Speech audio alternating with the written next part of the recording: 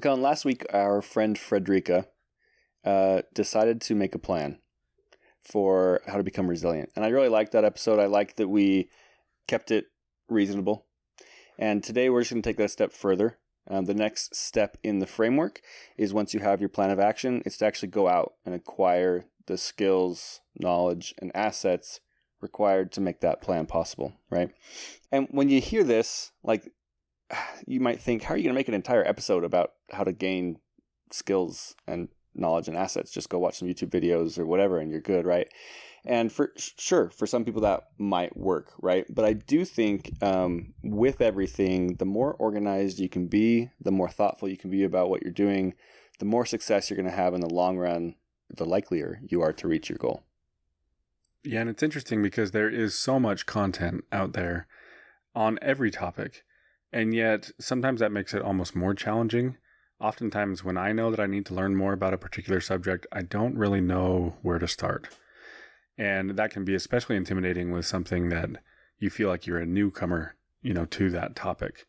So when it comes to being prepared, being more resilient, oftentimes we come into it with certain strengths, certain things that we feel like we already know quite a bit about, but everybody is going to have gaps somewhere. And if those gaps happen to line up with your biggest risks or your biggest needs, then it becomes really important to figure out, where do I go? How do I actually methodically ensure that I can gain all the knowledge, the skills, the assets or resources that I need to, in order for my plan to not just be something that's on paper. Like, this is where the rubber really hits the road, right? Yeah, this is like, as far as the time goes required to become resilient, this is like 99% of what it takes to become resilient is actually putting the work in. And you don't want to waste time, right? You don't want to waste mental energy. You don't want to get burned out. The truth is, we're going to be learning things in our journey that we know nothing about. And that can feel like drinking from a fire hose. And it's really important to not let yourself get overwhelmed in the process, because if you do burn out, then you get to the point where you just say, screw it, I'm not going to be able to meet my goal. I'm not going to be able to learn this. I'm not going to be able to attain that, whatever it is. I'm giving up. Right. And that doesn't do anybody any good. So we'll just take this next episode. We're going to walk through this. So I think the first thing to clarify, or I guess to mention, we're not going to spend a ton of time talking about assets and how to obtain assets, right? We will go into depth in later episodes, I think, about different ways that one can go about obtaining like a physical asset. The most obvious is to go purchase something, right? But I do think it's prudent right now to mention, like, you have to be careful about gear and assets. Like, a lot of people look at prepper gear and they like geek out on the coolest, most expensive, craziest technologies or whatever that they can buy, and that's prepping to them, right? But in reality, that's not going to get you where you need to be. So, I think of like a Swiss Army knife. I could buy a Swiss Army knife that has 36 different tools on it, right? And it's bulky and weird to carry. And I'm only ever going to use 2 of those tools. And the whole thing is kind of cheap because they had to pack so many tools into it. So, like, find the 2 tools that you're going to use and buy a really good quality set of those tools. Leave the other 34 out. Like, it's not about the quantity of the gear that you have or the coolness of the gear that you have or whatever. It really does come down to practicality and quality. So anyway, that's just kind of a side note to think about when you're talking about prepping. Don't get caught up in the trendy like websites that are going to try and sell you all sorts of stuff that you don't need, because it's a big market, right? Like, I don't know how big the prepping industry is, but people are out there spending a crazy amount of money on things that they don't need when they might not know how to do the most basic of things that really are going to be 90% of what they need. Yeah, there may be individuals who have plenty of money, like plenty of resources, and like they can go buy all the fancy prepper stuff. And that's fine if that fits their situation. It's great. Most of us are not in that situation. And there, like you said, there is a big market. It's really interesting that you mentioned this now, because just like 2 days ago, probably because I like to research this stuff, an advertisement popped up when I was watching a YouTube video, and it was this flashlight that is so high powered that apparently you can like start a fire with it. Oh, jeez. So it's like, not only will it give you this really bright light, and if somebody tries to attack you, you can like self-defense, blind them. But also, if you need to start a fire, you can start a fire with it. And I haven't looked into that flashlight a whole lot. Maybe that is a really useful tool. But my guess is if you're actually in a situation where you need to start a fire, you're going to be much better off with something else that's much less expensive. At the end, it was saying, this is like military grade flashlight, and normally it costs $2,000, but you can get it for only like $500 or something, right? Like some crazy amount of money for a flashlight. And I think that's the kind of thing you're talking about, that we have to be very careful about how we prioritize the resources that we have. You talked about we don't want to burn out. We don't want to waste our time or our energy, but also when we're actually purchasing something, we don't want to waste our money. Yeah. And purchasing equipment, gear, whatever it is, assets, is only one method for obtaining the assets that we need. And that's something, like you said, we'll talk about in more detail in the future. Absolutely. And this is not to talk down on the importance of assets. Assets are necessary. You have to have certain tangible things in order to be able to be resilient, right? I think of like a winter coat is an asset, right? A good pair of like boots is an asset. And those are things that like are pretty necessary if you live in certain climates. You wouldn't try and survive a cold winter without a coat. That's an asset that's going to take you much further and help you out a ton. And it's a reasonable one to purchase. But we're talking more about like the tactical, if you've heard that phrase before, gear that just is over the top, super expensive and unnecessary. Again, if you have all the money to spend on it, like, sure, I'm sure that stuff can be useful, but just be reasonable and make sure that before you buy that stuff, you are buying the necessary stuff, the stuff that is going to take you further. Okay, that's it on assets. The next part, let's talk about the difference between skills and knowledge.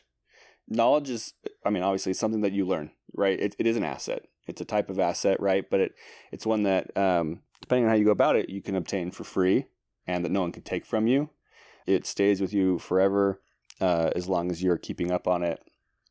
But skills is basically just knowledge applied, right? It's knowing how to take that knowledge and then use it in specific situations to do something. So in the situation that we're talking about here, we're going to talk a little bit about both, but I think it's important to acknowledge that those two things are really closely tied together.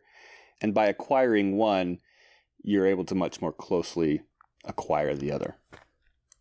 Yeah, and I think you're right that there's a lot of overlap there.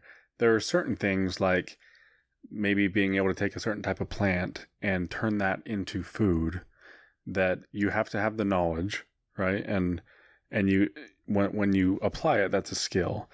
There are other things that just having the knowledge and trying to apply it, you will not have the skill, right? Oftentimes there are skills that only come through a lot of work to be able to get good at that thing. Right. I can watch thousands of hours of soccer on TV, which I do. I like soccer. That's my hobby, right? But you can throw a ball at my feet and it doesn't mean that I'm going to be as good as the people I'm watching, right? I might understand the tactics and understand what they're doing, but it doesn't make me good. I have to acquire that skill, apply not just the knowledge, but the repetitive process of honing in that skill and getting better at it. So we'll talk a bit more about that, but let's jump in. So what we've done here is we've done a little bit of a loose framework, I would say. There are a lot of different frameworks out there for how to learn a new skill. I think they're all generally the same idea. I looked through a bunch of them, I learned a bunch of them, and I kind of just took what I felt was the most necessary here. And what's interesting as I was going through those is I realized that they very closely mirror our framework that we've created for becoming resilient. There's some differences, right? But along the same lines, you can use our framework that we've already learned up to this point and apply it to learning a new skill. So the first step is going to be making a goal for what you want to learn. And I think for this, it might be good to take Frederica again, use some of the same scenarios we talked about last time with her, and go that route just to kind of visualize it. So last time, well, Kellan, why don't you go ahead and give us a quick overview of Frederica and kind of her situation? Yeah, if you'll remember, she's a little bit older. She's got kids and grandkids. She wants to be able to take care of them to a certain degree. She set some specific goals on that. She has some concerns around medications and being able to, make sure she'd be okay if she can't reach a pharmacy. There are some natural disasters in her area that she's particularly concerned about, with like tornadoes and, winter weather.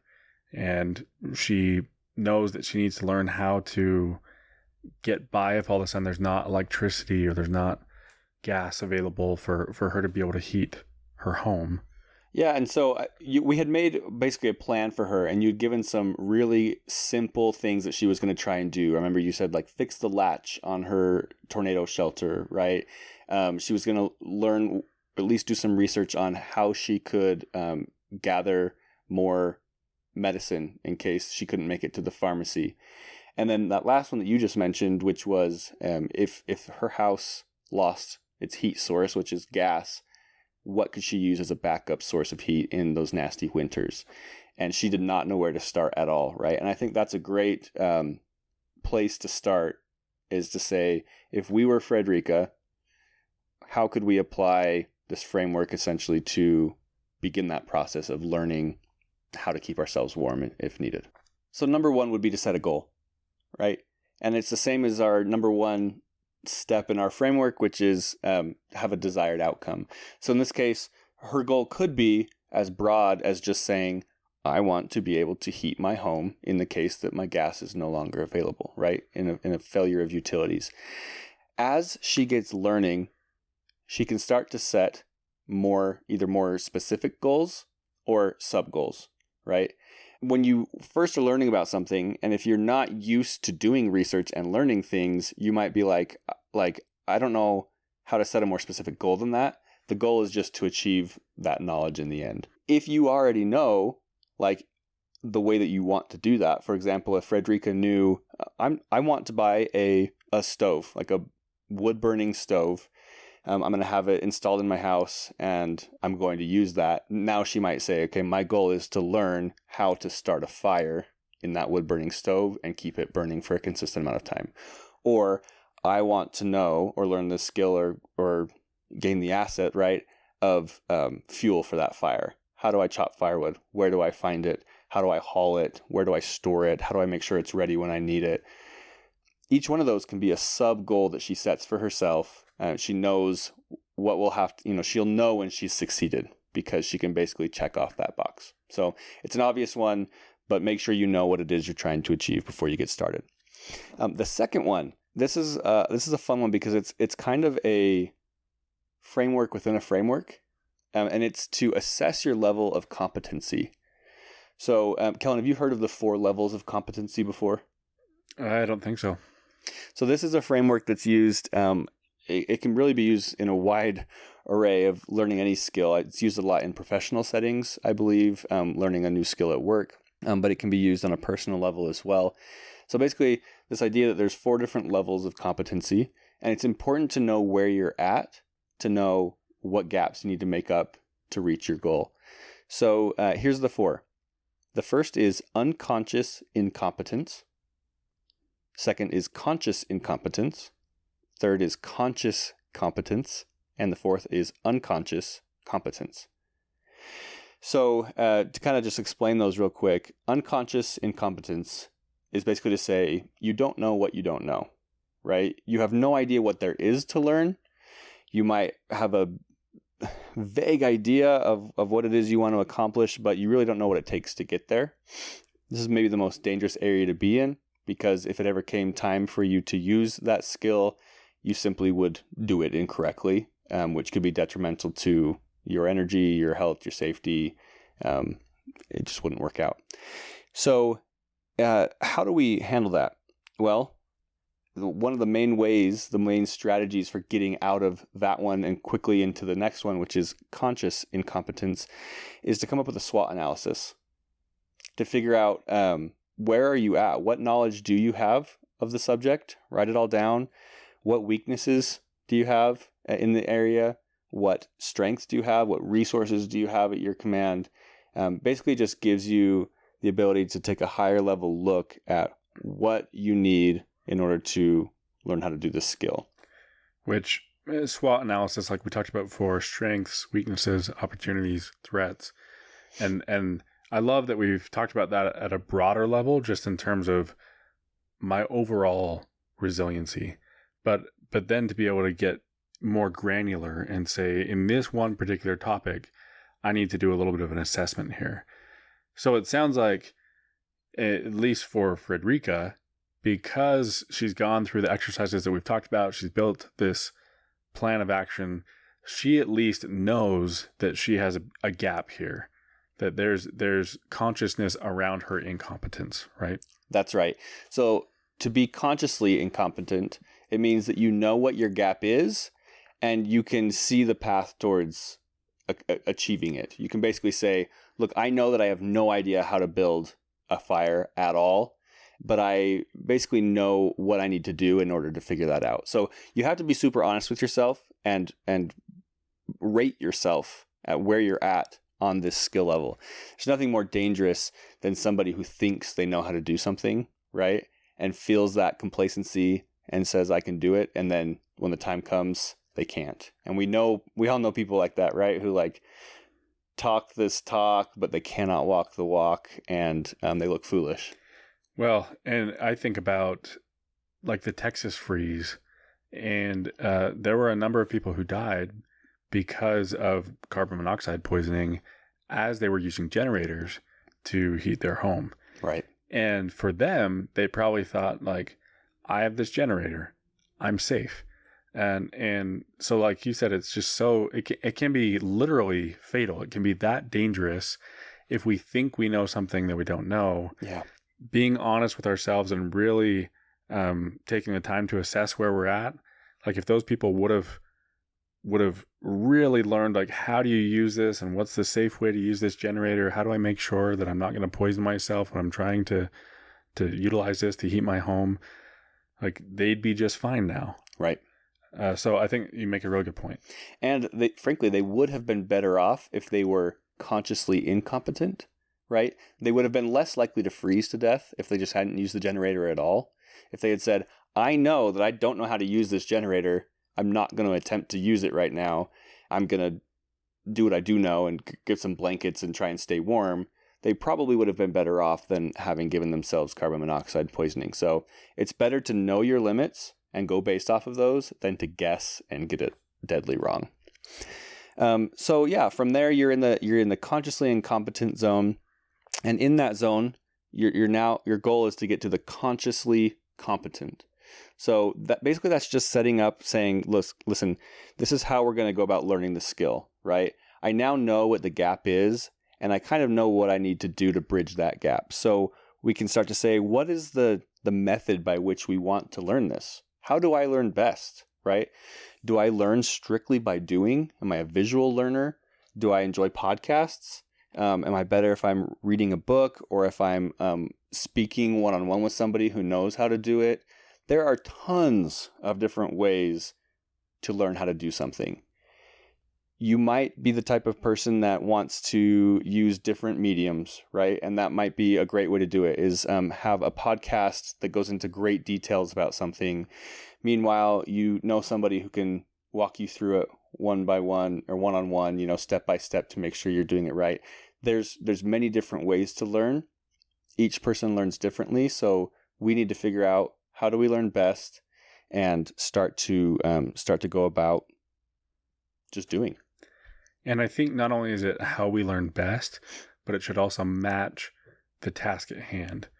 For example, if I want to learn how to protect myself and use a handgun, I probably shouldn't just read a book on it. Right. Right? Like I'm going to want to take a class, a course, have somebody teach me and show me and make sure I'm doing it correctly and I'm being safe. Whereas maybe I want to learn how to set up water catchment. And that's something I could probably go watch a YouTube video. And that would be a more appropriate way to learn in that case. It's a one-time thing that you're going to do. You apply it once, right? By actually doing the thing. You set up your water catchment system.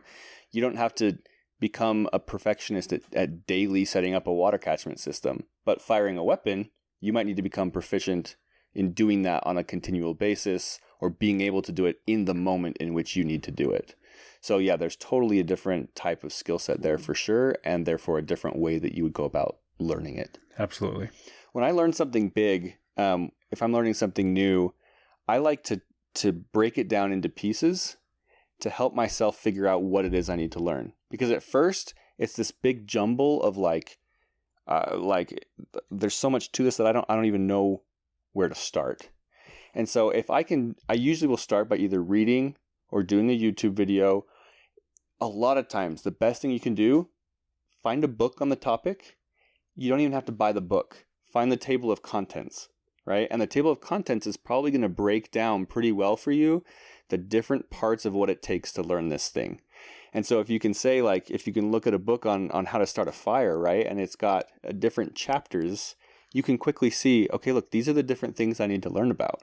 Even if I don't want to pay for this book right now, I can go and now go to YouTube or go to Google and search for an article or a blog or listen to a podcast or whatever on each of these different areas and figure out how to do it. So I like to set an outline for myself, and usually someone else has set an outline for you out there, whether it's on a blog or an article or a YouTube video.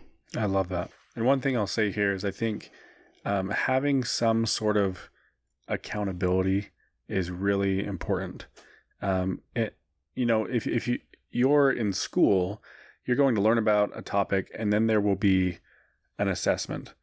And something that measures your proficiency is really important, but also being in that sort of an environment where like you're accountable to how well you have learned.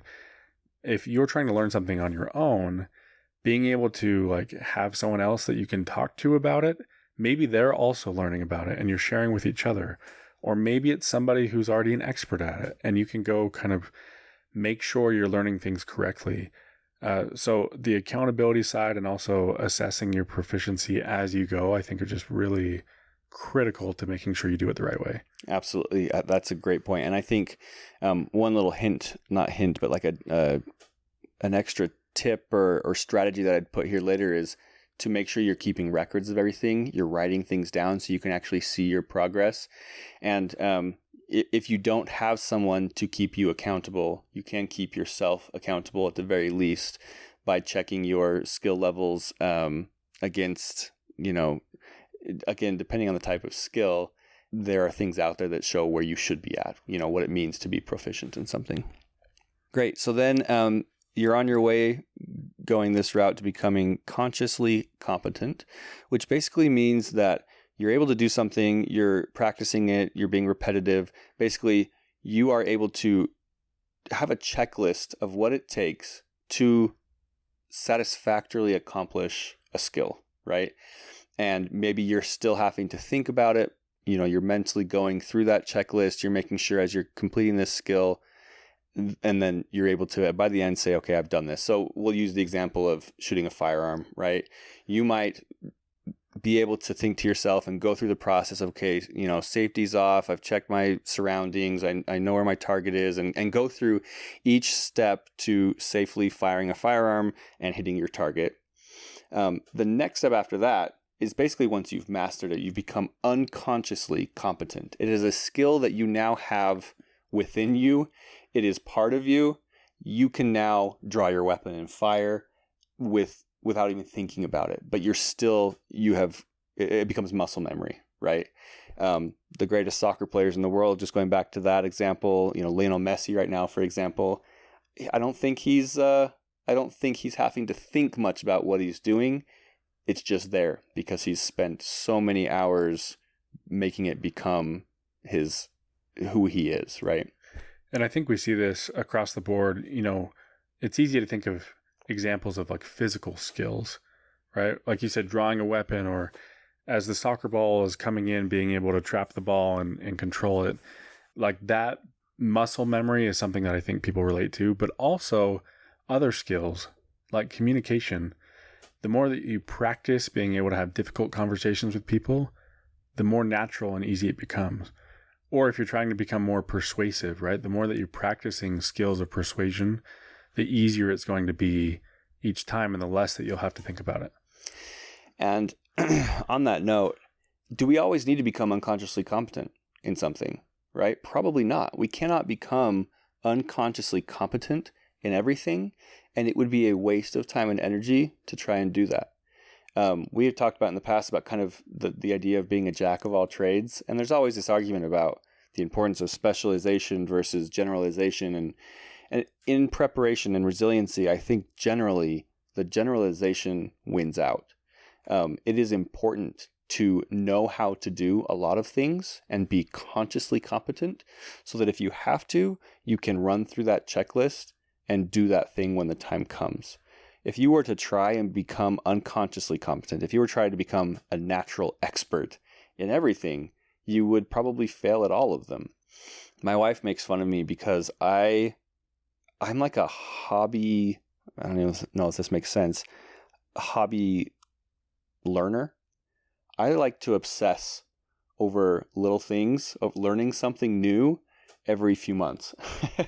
So some examples might be, and this is going to show how nerdy I am with certain things, but like I can't have just downtime. I have to be learning something new. So right now it's pickleball. Why? I don't know.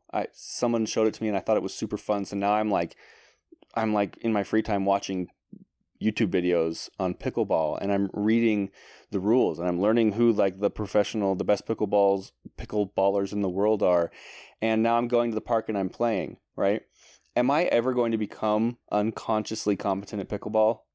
No way, right? I'm probably going to play it for a few months, and I'm going to get to a point where I can hold my own against people, and then I will stop playing unless I'm invited, right? And then when I'm invited and I go play, I can hold my own still, and I can kind of remember how to do it, and I won't be like spectacular, but good enough that people will be like, oh, you've played pickleball before and you know the rules, you know? Other stupid things. One time, this was a decade ago, I randomly said, I'm going to learn how to, like the art of memorization. And I learned how to memorize. I memorized the first 1,000 digits of pi. That is not useful. That's so silly. I'm never going to use that. But for some reason I thought that'd be fun. I'll try that. I memorized a deck of cards in like 90 seconds or something. Now, the people who do this like full time and they go to these memorization tournaments, they can recite a deck of cards or memorize a deck of cards in like 13 seconds, right? They can memorize, I can't remember what the world record is. It was like 60,000 digits of pi or something like that. I did 1,000 digits. Again, that's a stupid example because it's not useful. It could be useful if there was, for some reason, I needed to memorize some numbers, an address, or whatever. It is helpful for that, sure. But my point is, like, it's been a decade since I did that, and my wife randomly asked me about it the other day, and I was able to fully explain to her, like, how to go about doing it. I don't have pi memorized anymore, but if I spent, I could do it in a week and have it rememorized. So my point is, by learning these types of things, you don't have to become a master in it, but they'll stick with you. And later, when you do need to pull them back up and use them, you may not be perfect at it, but it's enough to get you going that at least you're definitely not unconsciously incompetent. You're not even consciously incompetent. You are consciously competent, and you can use those skills in the moment when the time comes that they're needed. Yeah, and I think this brings up another point. It makes me think of something that happened actually just this last weekend. I was with a friend, and his extended family has a cabin by a local lake, and we went there, and he needed to turn on the fireplace. It's like a little gas fireplace, but there are several steps to it. You have to like go down in the basement and turn this knob, and then you come up and you press this button, and you've got to adjust this, and then you get the clicker going, right, to light the pilot light. Right. All these things. And what he had done the last time that he was at that cabin, which was several months ago, is he had like taken the time to learn how to do it all, and he wrote it down, and he had a guide that was right there. So now this time he was able to just follow that, and it took him like 1 or 2 minutes. Now he didn't have to be so unconsciously competent that like he could sleepwalk and turn on the gas fireplace. That wouldn't be necessary. But he took the time to learn it and condense it into a format where he doesn't have to remember it. But he has basically made an extension of his brain by collecting that information and putting it in a place where it will be useful. I think that's an awesome example, because we're not going to remember everything.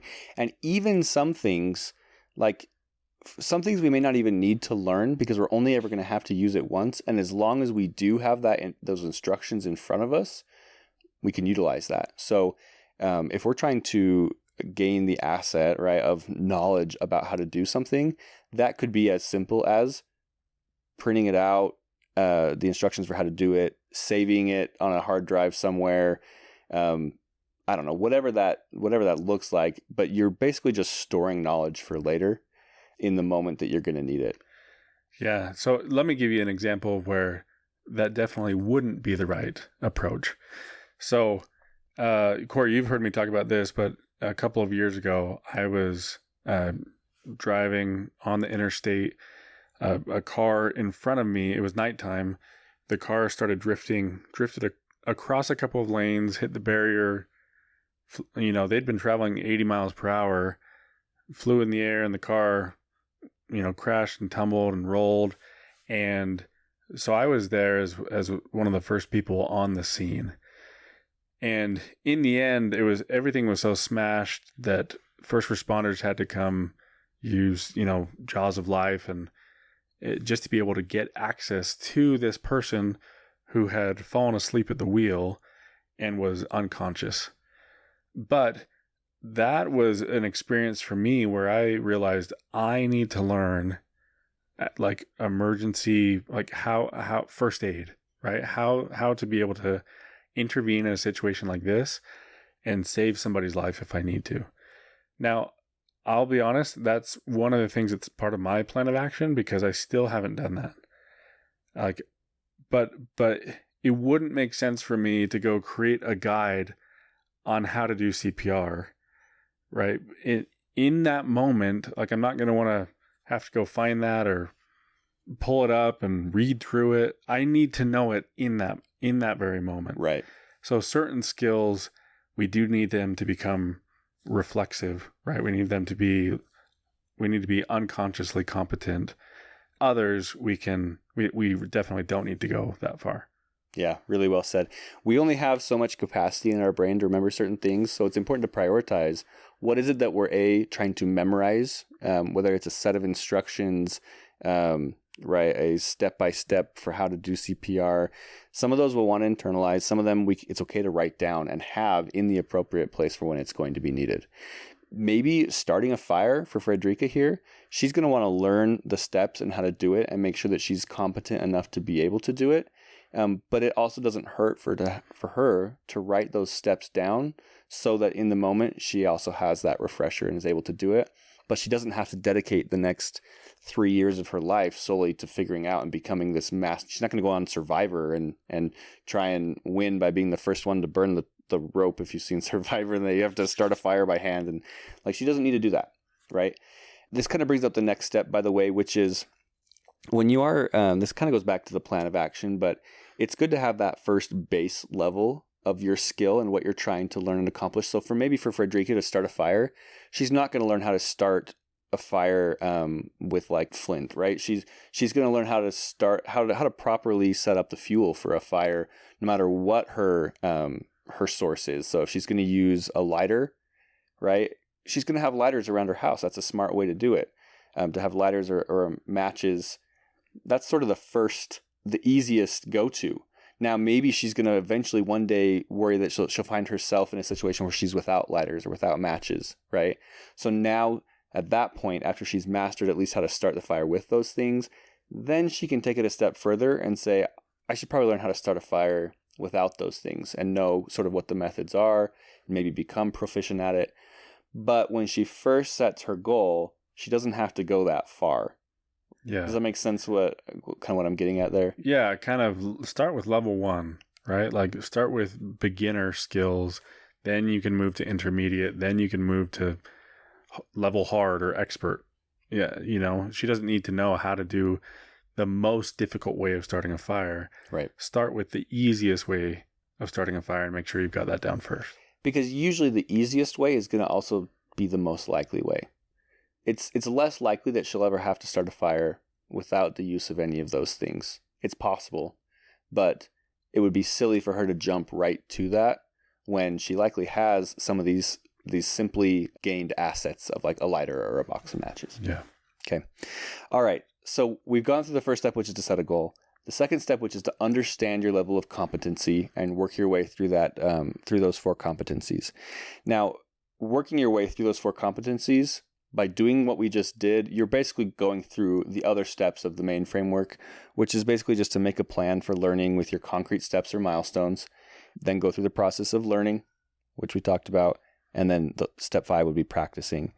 Step 6 in the process is to refine, to iterate, to perfect, right?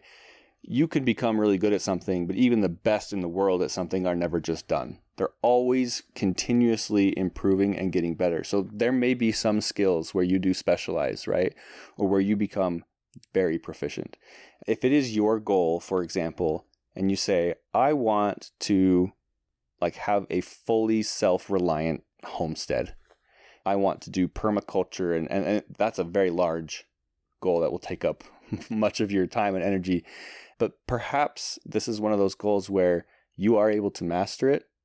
But if your entire livelihood, your entire well-being relies on you to be able to do that, then it's something that you should always be continually improving on, getting better and better at. And there's no reason to ever stop learning how to do something when it is your number one priority. Well said. And I love that this is something where there's endless runway. There's always more that we can be doing. We can always be getting better at the skills that we have. We can always be, maybe trying to fill the gaps that aren't quite as important once we have first filled the ones that are vital. I think about something like,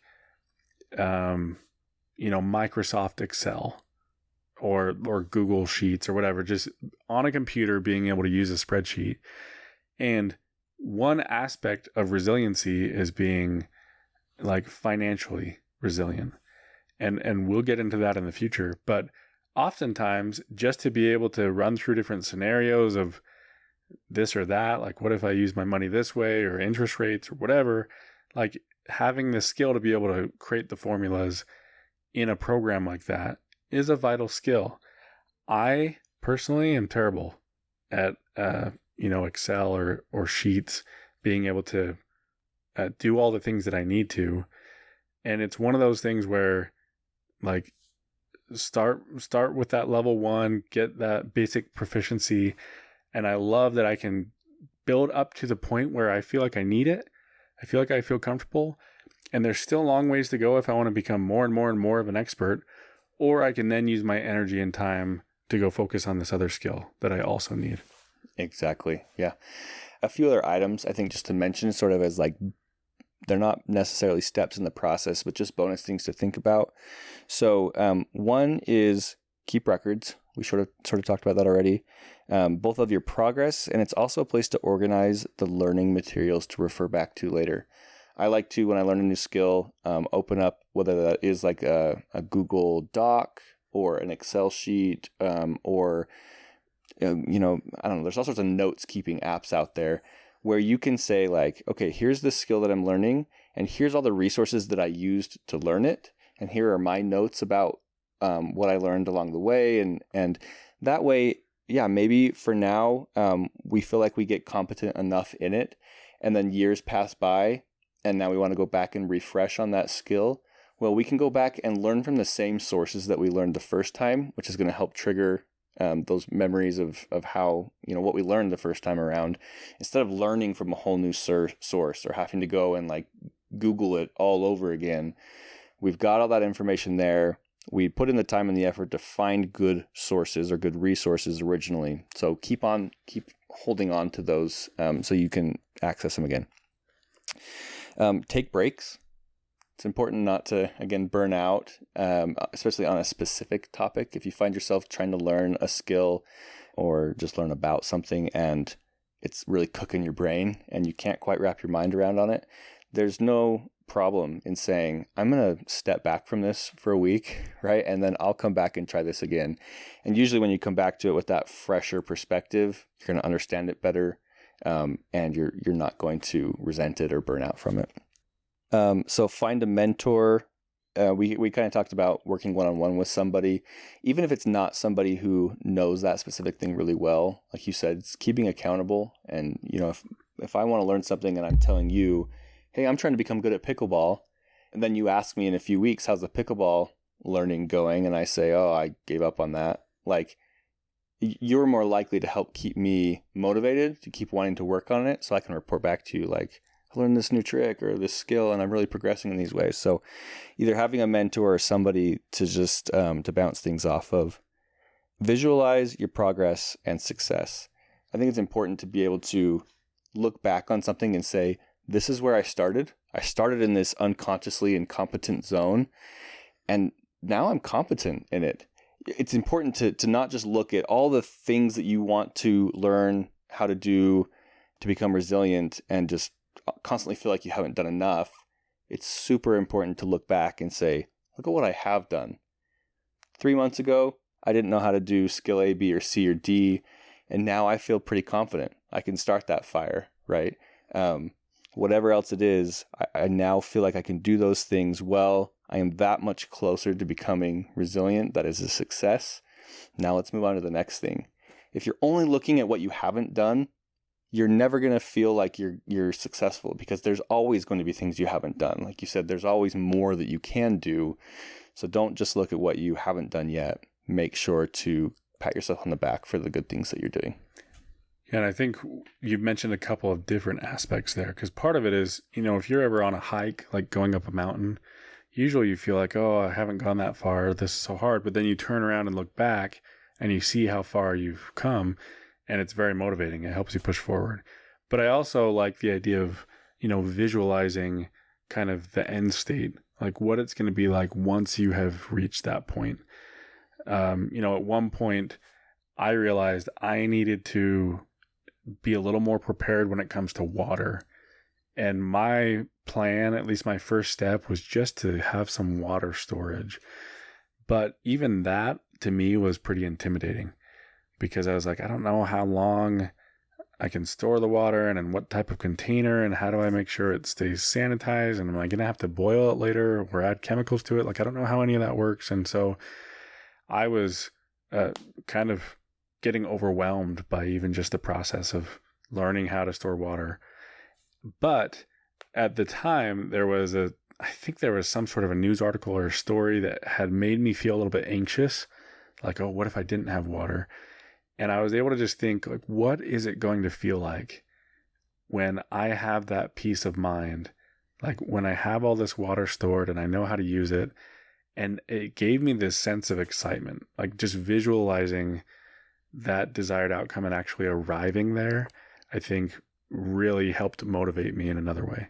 Yeah.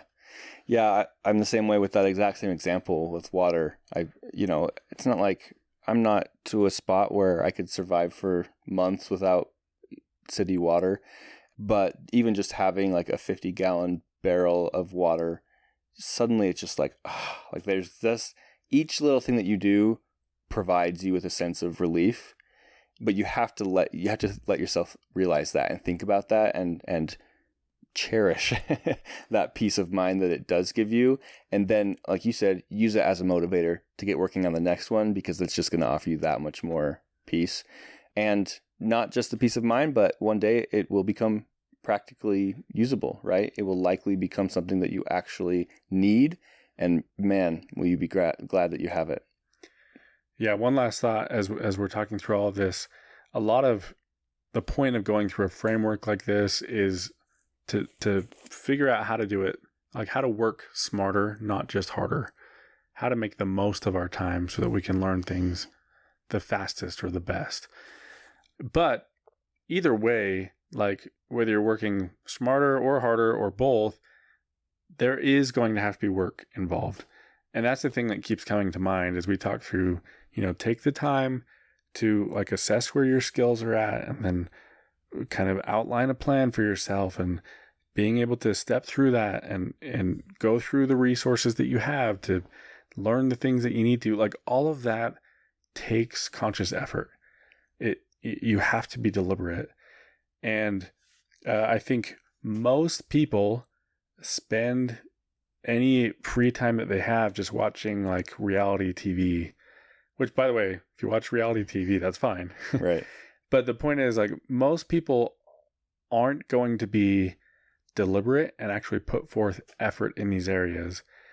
But if you don't put forth effort, these skills, the knowledge, the assets, it's not just all going to fall in your lap. Like if you really want to be prepared, you have to be willing to actually work for it. Well said. Resilience isn't going to be given to you. It's not something that happens to you, right? You have to go out and fight for it.